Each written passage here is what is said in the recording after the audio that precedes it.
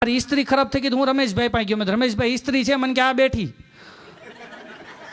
અરે મેં કીધું એ નહીં ગરમ થાય, મને કે પાસે તો જા. અરે મેં કીધું એ નહીં શોટ લાગે, મને કે જરાક અડી તો જો.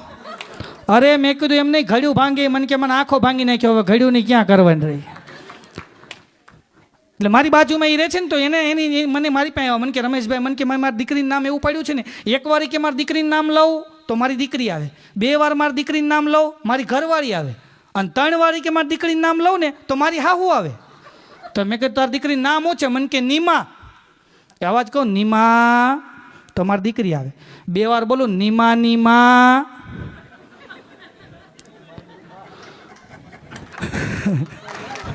ત્રણ વાર બોલો નીમાની માની માં તો મારે હાવું પ્રગટ થાય.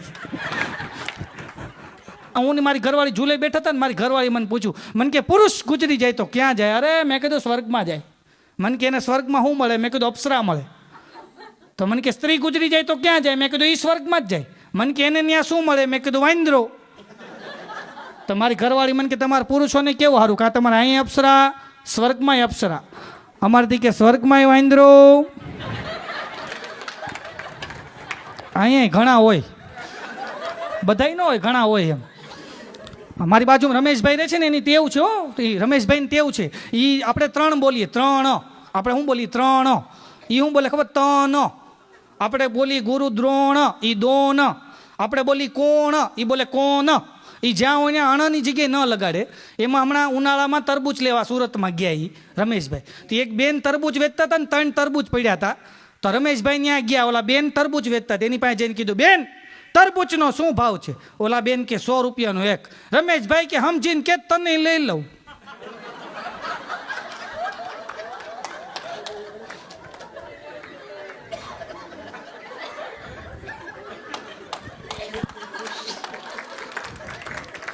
અહીં જેટલા બહેનો બેઠા તમે જુઓ, બધાય આપણા કપડાં બહેનો લઈ લીધા, આપણા તમામ કપડાં બહેનો લઈ લીધા. તમે જુઓ, આપણું જીન્સનું પેન્ટ આપણું છતાં બહેનો પહેરે, ટી શર્ટ આપણું છતાં બહેનો પહેરે, બૂટ આપણા છતાં બહેનો પહેરે, ટોપી આપણી છતાં બહેનો પહેરે, કોટી આપણી છતાં બહેનો પહેરે, કોટ આપણો છતાં બહેનો પહેરે. આપણા બધાય કપડાં બહેનોએ લઈ લીધા. તમે ક્યારેક પંજાબી પહેરીને આવો બર્થડે પાર્ટીમાં આવજો, ન પહેરી શકો સાહેબ. આપણી પાસે 7 પેઢીનો બાપ દાદાનો એક લેંઘો હતો, એનો આ બહેનોએ પલાઝો બનાવ્યો. હા, મારી બાજુમાં રમેશભાઈ રહે છે ને, મારી પાસે મને કે નવસાદભાઈ મારી ઘરવાળીએ પ્લાઝોનું વેન કર્યું. અરે મેં કીધું તો 2500 રૂપિયાનો આવે. મને કે આપણે મફત કરવું હોય તો શું કરું? મેં તો તારા દાદાને લેંઘો લઈ આવી. એના દાદાને લેંઘો લઈ આવ્યો, અમે પિંક કલર કરાવી એવા. પછી મેં કીધું હાલે આપી દેજે. એણે એની ઘરવાળીને આપી દીધો. એની ઘરવાળી સવારની પહેરીને આખી સોસાયટીમાં બતાવી, જોઈ કે આજે 21મી માર્ચ છે ને, તમારા ભાઈ કે 2500નો પ્લાઝો લાવ્યા. અને ભાભો 5:30 વાગ્યાનો ગોટે સડ્યો છે.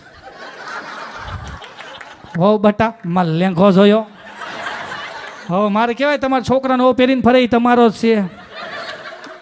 અમુક બેનો અહીંથી ખુલ્લું રાખે, અહીંથી ખુલ્લું રાખે. એક બેનને મેં લંડનમાં પૂછ્યું, મેં બેન અહીંથી ખુલ્લું કાં રાખો? મને કે ઓચિંતાનું ઇન્જેક્શન લેવાનું થાય. અને અમુક જે સ્કર્ટમીડી બેનો ફીટ પહેરે છે, મુંબઈના બોરીવલીમાં એક બેને એટલું બધું સ્કર્ટમીડી ફીટ પહેર્યું હતું, પગામાં નથી થતા. બોલો, એટલું બધું સ્કર્ટમીડી ફીટ તો પગામાં ન થાય. બોલો, તો એ બેનને ઓટોમાં ચડવું હતું, ટેક્સીમાં, રિક્ષામાં. તો બેન ચડી ન હોકે, કારણ કે પગ આમ થાય તો ચડે ને, આમ થાય જ નહીં તો કેવી રીતના ચડે. એમાં એ 15 મિનિટ ઊભી રહી. પછી એક કાઠિયાવાડી બાપા આવ્યા. તો છોકરી કે અંકલ જરાક મને હેલ્પ કરો ને, મને રિક્ષામાં બેહારો ને. અને બાપા જેમ મમરાનો કોથળો ઉપાડે ને એમ ગગીને ઉપાડી રિક્ષામાં નાખીને ધક્કો મારીને બાજુમાં બાપાએ બેસી ગયા. તો છોકરી કે અંકલ તમારે ક્યાં જવું છે? બાપા કે પછી ત્યાં ઉતારશે કોણ? હું તો ઉતારવા કે ભેગું આવું છું.